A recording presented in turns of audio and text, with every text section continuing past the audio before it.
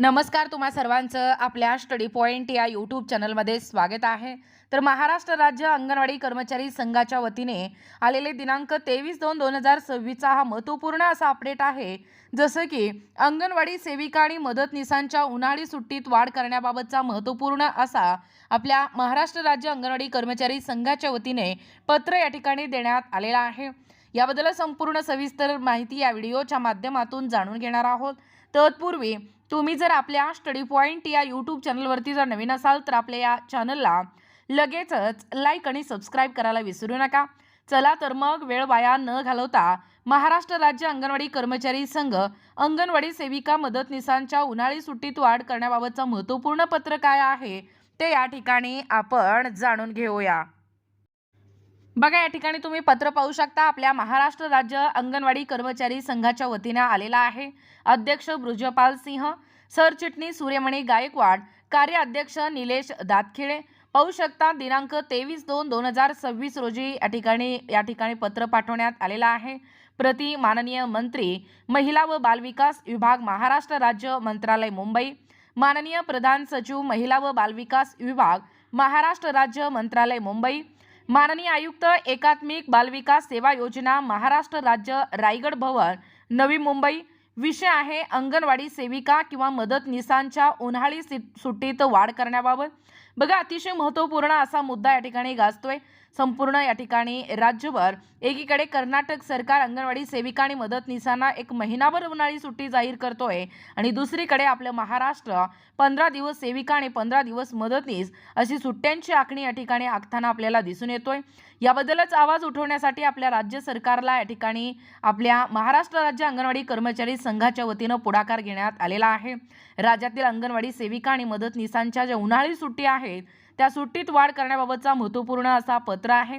बघा, सविस्तर काय अपडेट सांगतोय। जास्तीत जास्त तमाम महाराष्ट्रातील ज्या अंगणवाडी सेविका आहेत, ज्या मदतनीस आहेत त्यांच्यापर्यंत हा व्हिडिओ पोहोचवा, जेणेकरून वर्षानुवर्ष या ठिकाणी संघटनेच्या वतीने समन्वयक समितीच्या वतीने मागणी करत असताना देखील याच्यावरती कोणीच निर्णय न घेता या ठिकाणी राहिलेले आहेत। त्यामुळे याबद्दल म्हणजे अंगणवाडी सेविका आणि मदतनीसांच्या उन्हाळी सुट्टीत वाढ करण्याबाबत या ठिकाणी आवाज उठवणं अतिशय महत्त्वाचं आणि गरजेचं आहे। बघा, सविस्तर अपडेट। महोदय, आम्ही महाराष्ट्र राज्य अंगणवाडी कर्मचारी संघाच्या वतीने खालील प्रमाणे निवेदन करीत आहोत। एकात्मिक बालविकास सेवा योजनेत सुमारे राज्यामध्ये 2 लाख अंगणवाडी कर्मचारी कार्यरत आहेत। जसे की जी आकडेवारी आहे ती 2,10,000 अंगणवाडी कर्मचारी आपल्या संपूर्ण राज्यभर या ठिकाणी कार्यरत आहेत। ए22 या योजनेअंतर्गत 0 ते 6 वर्ष वयोगटातील जे लाभार्थी आहेत, जे गरोदर आहेत, जे स्तनदा माता आहेत व जे किशोरवयीन मुली आहेत त्यांना मुलींना ताजा गरम आहार THR वाटप करणे व आरोग्य संबंधित माहिती देण्याचे जे महत्त्वाचं काम आहे ते आपल्या अंगणवाडी कर्मचाऱ्यांमार्फत केले जातोय।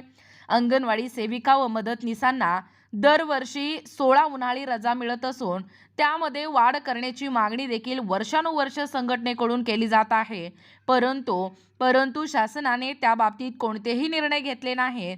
सद्यस्थितीत वाढते तापमान आणि उष्णतेची लाट लक्षात घेता अंगणवाडी केंद्रात येणाऱ्या लहान मुलांच्या आरोग्यावर विपरीत परिणाम होण्याची शक्यता नाकारता येत नाही।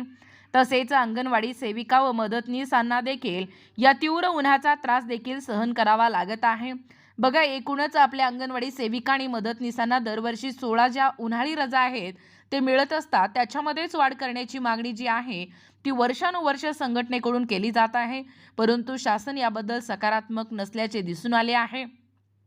खरं तर उन्हाळ्यात वाढतं तापमान आणि उष्णतेची लाट लक्षात घेता अंगणवाडी केंद्रामध्ये येणारी जी लहान मुलं आहेत त्यांच्या आरोग्यावरती विपरीत परिणाम होणार असल्याची शक्यता देखील एकीकडे आपल्याला नाकारता येत नाही। त्याचा तीव्र असा सहन या ठिकाणी जो तीव्र असा त्रास आहे तो अंगणवाडी सेविका आणि मदतनीस व जसे की मुलांना देखील नाकारता येत नाही, त्याचा सहन या ठिकाणी करावा लागतोय त्रासाचा।